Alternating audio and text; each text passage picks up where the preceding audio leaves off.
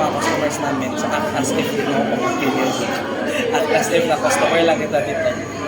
So hello, good evening po. Passion isn't just doing things, it's about doing what your heart desires and what makes you happy. And good evening po, dear customers, dito, tita. My name is Patrick po, a part-time barista for Tito Linus and Jensen, and I'll be traveling the world with you in order to discover one of Starbucks' most famous dark roast coffee, which is Cafe Verona. So, nag-start si Starbucks po on brewing at around the 1975 period. So, well-known si Starbucks with their coffee. So, especially in Seattle, since Seattle yung hometown ni Starbucks. And in Seattle, there's been a rumor na meron daw coffee na parang laganap around their area in which parang gusto-gusto ng lahat po, which is named before na Jake's Blend po. After being named the Jake's Blend, tapos na-discover siya ng mga tao, naging 80-20 blend yung pangalan niya, which is now the second name of our coffee, which is now Verona po. Pero yung name niya po talaga is 80-20 blend. So you might be wondering, why is it 80-20 blend?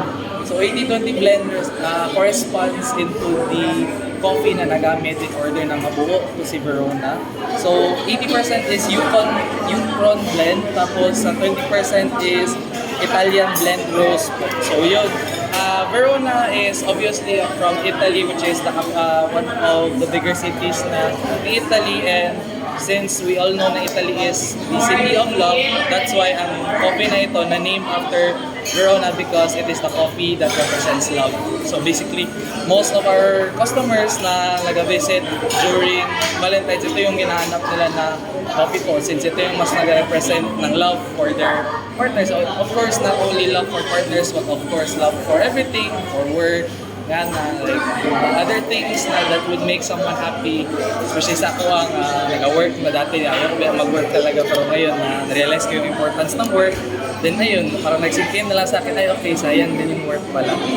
So ayun, while we're having this backstory dito, I would like to introduce to you one of our signature ways to prepare our coffee, which is yung normally is yung parang French press na dito. But today, I will try out something new, in which I will use a pour-over method.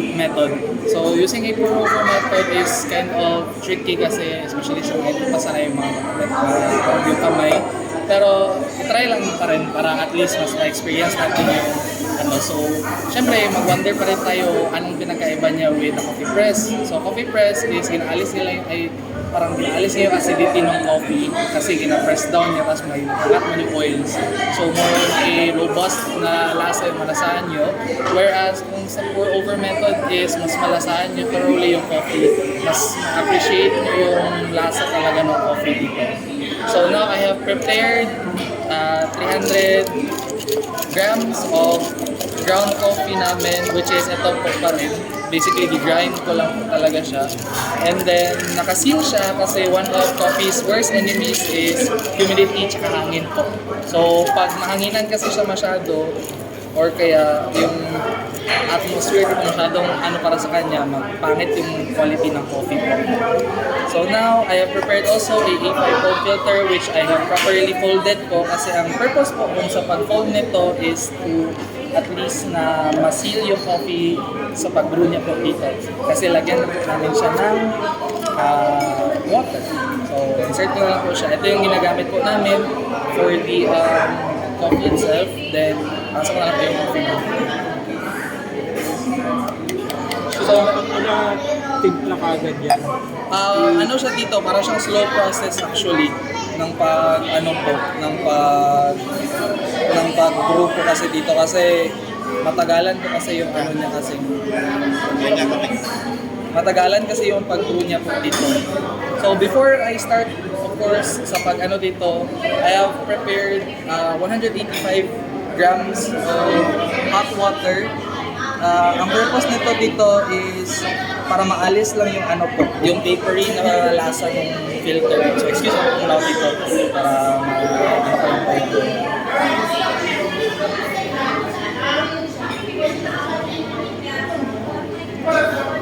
Nag-a-act din po kasi siya as binding agent para sa paper, para at least pag na po siya dito, pag after niya mag-brew ito, at least yung paper nag-stick lang pa rin siya doon. Tapos hindi siya masyadong madumihan. So at least ganun lang, medyo malinis-linis na rin po siya. So hintayin ko na lang yung mga few droplets po, tapos excuse na ako sa mga.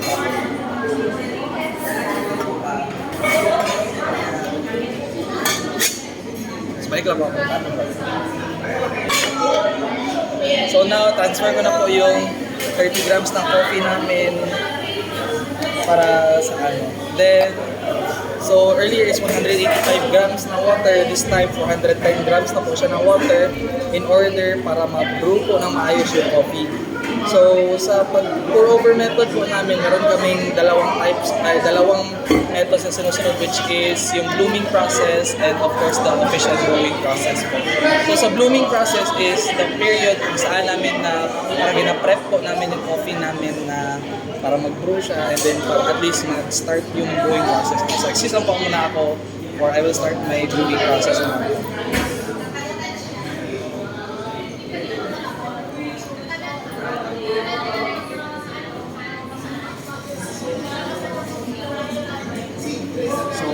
Wait lang po ako for 10 seconds, tapos balik na naman ako sa pag-brew.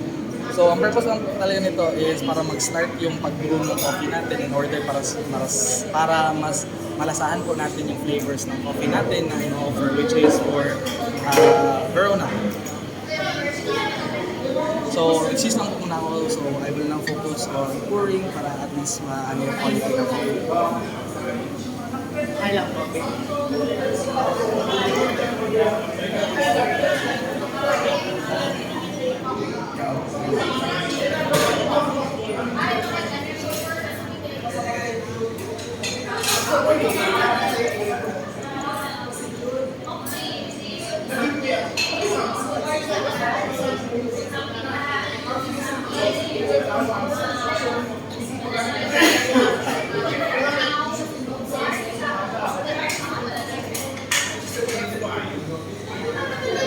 Okay. So while this brews po dito, basically ang ginagawa po namin is naga-droplets lang po siya. As you can see sa baba lang po, naga-drop lang po yung water, which is yung coffee itself na naga-brew na po yan siya slowly. Tapos malaman lang namin na tapos na yung pag-brew po if makakita na po ng mga single droplets na yun po. By that time, pwede na namin i-discard po yung coffee, tapos good to go na po agad yung coffee natin. So with Cafe Verona po, let's go back with our coffee. So Cafe Verona is one of our dark roast na may ganito po siya na.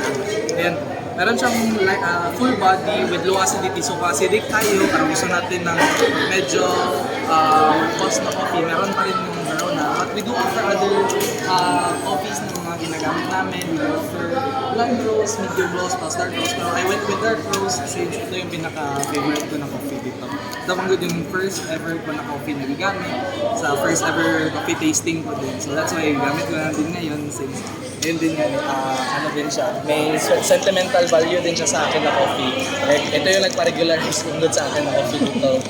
So yun, with Cafe Verona po, basically it has notes of dark cocoa and caramelized sugar. So more on the chocolatey side talaga siya na coffee dito. So if you're more of a chocolate slash sugary na tao or yung caramel dito, bagay talaga sa inyo yung Verona dito since yun nga, malasado yung pagka-coffee niya.